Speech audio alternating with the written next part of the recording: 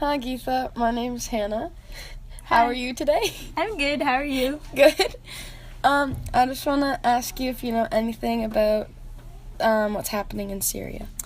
I have a brief understanding, but I don't know anything in depth.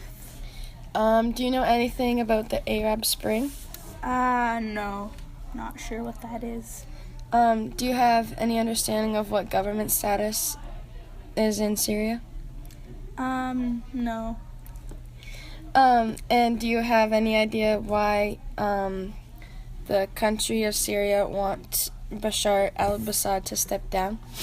Not sure.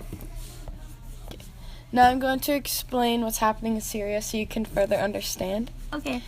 So in Syria on December 17, 2010, there was an Arab Spring, and this is a revolutionary wave of nonviolent demonstrations and protests against something that the people would like to happen. So the reason that there is an Arab Spring is because their dictator, which is Bashar al-Assad, and they want to get rid of him. So whenever they want to get rid of their leader, they have an Arab Spring.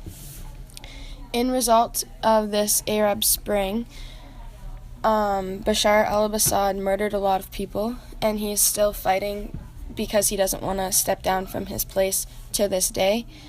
And this Arab Spring began as a peaceful protest, but it has turned into a civil war, which now should be classified as a genocide because he's killing his own people of his country. And this led to a war happening in Syria. Oh, wow. This war is not just a civil war. There is a war within a war within a war. And the first war type that is going on in Syria is people are fighting for democracy, which their leader is not happy with. So he is killing a bunch of people, which has started the first war. The next war within the war is happening because there's a lot of different religions that are in Syria. So these religions are fighting against each other because they all want different things. And they all want different things within, like, the democracy, and they all want different parts of Syria to have, like, main parts of their religion. And on top of all of this, there's the ISIS community. The ISIS community is taking over a lot of the communities in Syria, and they're persuading a lot of people to join their ISIS team because when they join the ISIS team, they're given weapons so that they're able to fight against the government because they're coming around and killing people because Bashar al-Assad has told them to. So if you have joined the ISIS team, you get a lot of weapons that will help you be more likely to survive if the government people come around to kill you, I guess. I see. When I use the term rebels, do you think that they would be the good people in the situation or the bad people? I think they would be the good people because they're rebelling against the government.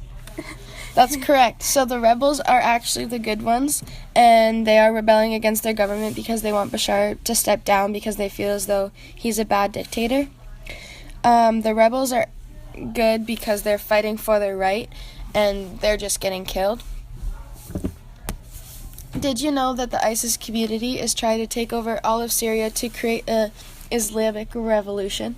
I did not know that. So ISIS is taking over all the oil lands in Syria, and they are killing all, or like getting people to join their team so that they become larger, so that they're able to take over the rest of Syria. They're at like the top part of Syria, and they're all moving down, which is making people move to 3 main parts of Syria, which is like making it easier for the ISIS community to move down and take over all of Syria. Do you think that the Shia government or the Shia do you think that the Shia religion or the Sunni religion are, which one is the government and which one is like the people fighting for their right? I think the Shia are the government and the Sunni are the rebels. Actually, the Shia is the rebels, and the Sunni is the government that are fighting to keep the dictatorship. Using the terms refugee and asylum seeker, do you think they're appropriate for like describing the people that are coming from Syria to other countries in the world? I do think they're appropriate. Okay. The reason that they could be like into the problematic term area is because they're all humans too, and saying that they're refugees or asylum seekers could mean that could be like degrading them and like making them feel like they're not humans like us. And as a whole, the world has become more divided because of the situation, as we should be coming together, which would make the situation better. And Greece is having a hard time accepting any of the refugees because they are going through an economic crisis that is almost as bad as the Great Depression, so they're not able to take care of the refugees in the ways that they're needed. So when they come to Greece, they're left desperate and hungry. Germany has accepted 800,000 refugees, which is more than the EU has taken in as a whole. And they have a new refugee policy, which is that they take in all the refugees without any exceptions. So, like, they'll take in anyone. And Jordan has taken in 600,000 refugees, Australia 12,000, and US 10,000. So after this, do you have a further understanding and, like, do you have, like, an interest in it?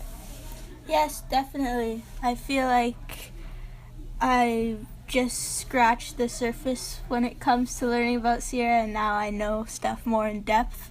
So thanks for that. You're welcome. Thank you, Geetha. No problem.